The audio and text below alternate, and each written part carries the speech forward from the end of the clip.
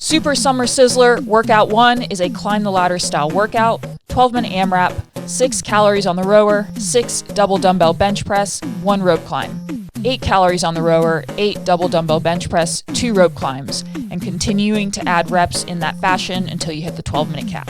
And now let's watch Alexis Raptis demo this workout with commentary from Mia and Brandon. And she's off. Alexis Raptis, hello.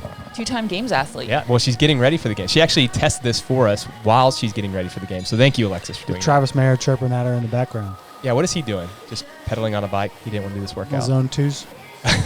The old zone 2. All right, so this starts with 6 row cows and then 6 dumbbell bench, and obviously it goes up as you work through this workout. So I think it's important to note that because the dumbbell bench will probably get pretty sticky as you get through this. The first couple rounds will be easy for most people doing 6 or 8. When you get to 12, 14, 16, much more challenging. Alexis is very good at bench press. She's obviously a games athlete, so she's good at everything, but even within that field, her bench press is very strong. So keep that in mind as we flow through this workout. Yeah.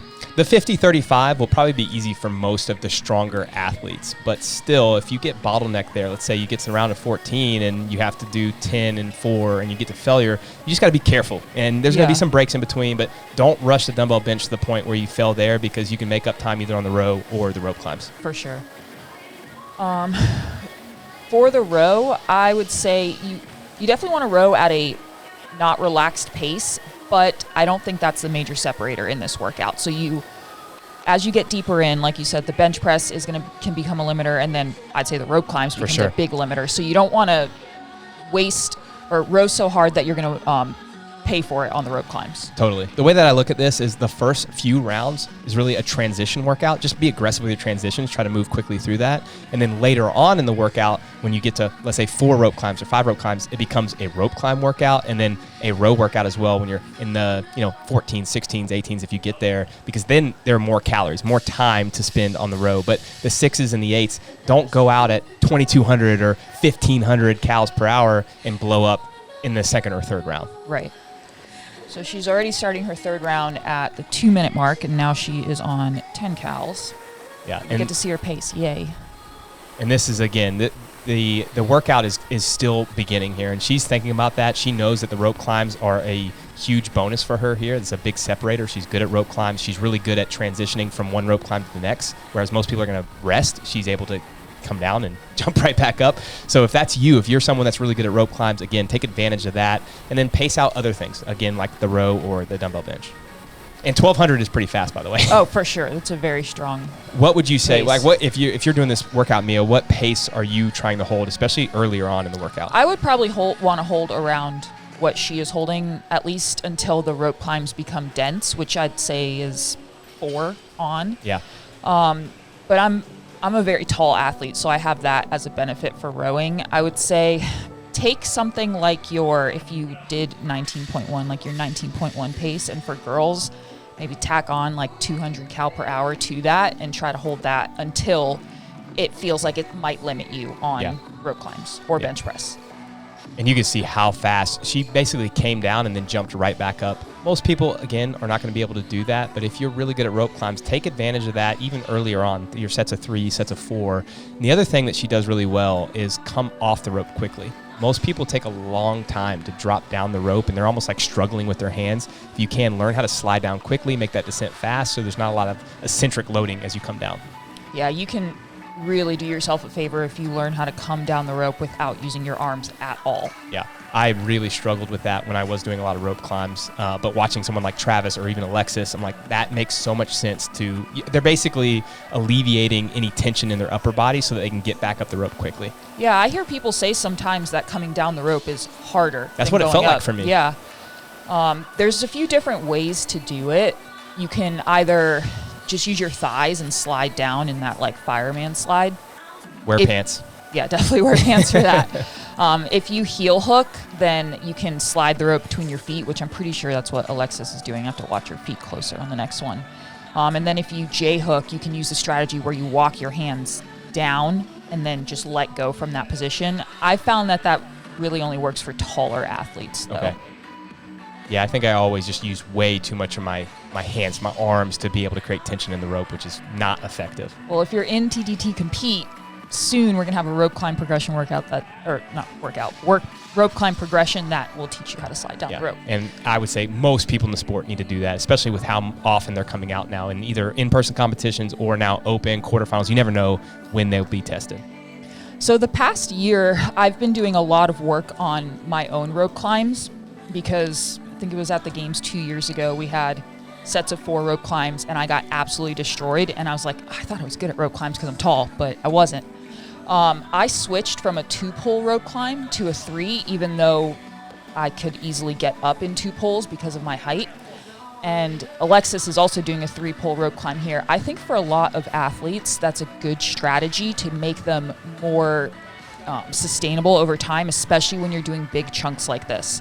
What it does is it allows you to breathe better because you're not hiking your legs up quite so high. And it's less hip flexor and core taxing as you do it. So less pulls, in my opinion, isn't necessarily the way as long as they're efficient pulls. Yeah.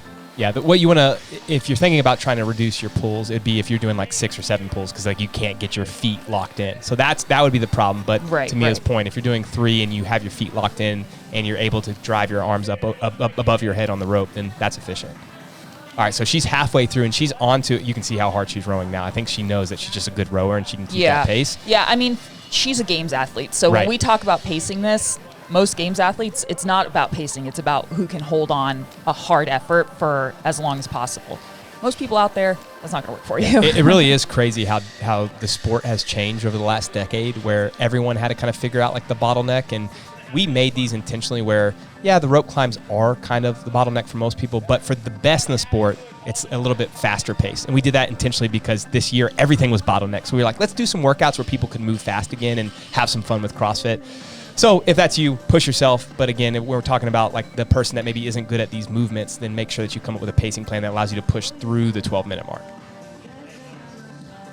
And still unbroken. She had a couple super small pauses at the top of this bench press set, which I think is the first time that she's done that. So the volume's accumulating. I mean, she's still going unbroken. Yeah, I mean, that was a set of 14, which is a big chunk for 35-pound dumbbells or 50 for the men. I would take advantage of the dumbbell too. For me, dumbbell bench is something that I'm really comfortable with, but rope climbs are not my strength. So if I'm doing this workout, I'm pushing the row, I'm pushing the dumbbell bench, trying to keep those unbroken and fast. Like I try to be going as fast as possible as I go up and down on the dumbbell bench, and then just taking a little more time on the rope. And everyone's going to have to kind of pick and choose their poison like we've already talked about. If you're really efficient at rope climbs, let that be your strength and then break up the dumbbell bench. Most people by the round of 14 are probably going to be breaking up the dumbbell bench, and that's okay. Have a quick strategy on how you're going to come down, get it onto your thighs, sit up, deep breath, and then go back down. So she's chipping away here. She does a really good job of setting a tight foot clamp where the rope doesn't really slide between her feet as she's standing. I see people make that, I don't know if it's a mistake, but just not have the technique to hold that clamp well, and they'll set their feet, and then when they move their hands, their feet will slide down between 6 inches and a foot. So that's something to really focus on in your training and make sure that your foot clamp is strong so that you can drive out of your legs as you're reaching up the rope. What are some basic drills that people can do to work on that? Because that is the feedback we get even in compete or with individual clients, that they struggle with getting a good foot lock. Well, I think it's taking the time to really learn your foot lock. Like I have this, not issue, but I've had this battle with some individual athletes that I coach where I'm like, all right, we're going to practice this heel hook. And after one day, they're like, I didn't get it. And they want to go back to what they're doing. Like, no, that's not how you learn something. It might take 4, 8, 10 sessions of practicing this to get that clamp down, but it's the foundation of your rope climb. So you have to do it. You have to get that down. So I'd say patience in pick what you want to learn, whether it's heel hook, J hook, and make sure, like, spend time where you're just sitting there, setting your feet, sit on a box, set your feet, sit on your box, set your feet, and repeat it until you don't have to think about it anymore. That's what I did when I learned the heel hook, and now it's feels like, better. Is that a joke? Well, I was going to lead into a joke, but Of course you were. Yeah, it just felt like a joke coming from him right there. We're in the middle of this I was going conversation. to say, recently someone pointed out that I write my number 9s weird. I start with the stem and then make the circle. That and is then weird. they pointed out that that's weird and that most people do the circle and then into the stem. And I'll be damned if it doesn't feel better to do circle than stem. And it's going to Learn take me some something new time every to day. undo that. But if I undid it, it would feel great. Yeah. So she's in the round of 16 right now, just so everyone has context of how she's breaking up this dumbbell bench, which she is not. Wow. That's super impressive to do all those unbroken. To go back to Mia's point, that's actually the way that I learned how to foot log, which was very frustrating, sitting there on a box and just going over and over again. But I would sit on a tall box, I would get a foot clamp and then stand up, and then sit on the box, foot clamp, stand up. But to your point, everything, if you want to relearn a skill or learn a skill well, it does take practice and patience. And most people in this sport, because it's so fast-paced, don't want to have the patience to learn something new, but it will help you in the long term. And it'll feel better? And it will feel much better. So she has 90 seconds left. I don't know if she's aware of the clock right now. She's doing a great job still with her transitions. And for most elite athletes, they'll probably get to this round of rope climbs or maybe just get back onto the row. And so it will come down to that last little bit of rope climbs. How fast can you transition up and down the rope? Obviously, there's a ton of rope climbs in the workout, but this is kind of where you want to fight and get through it, even if there's some grip fatigue or lat fatigue.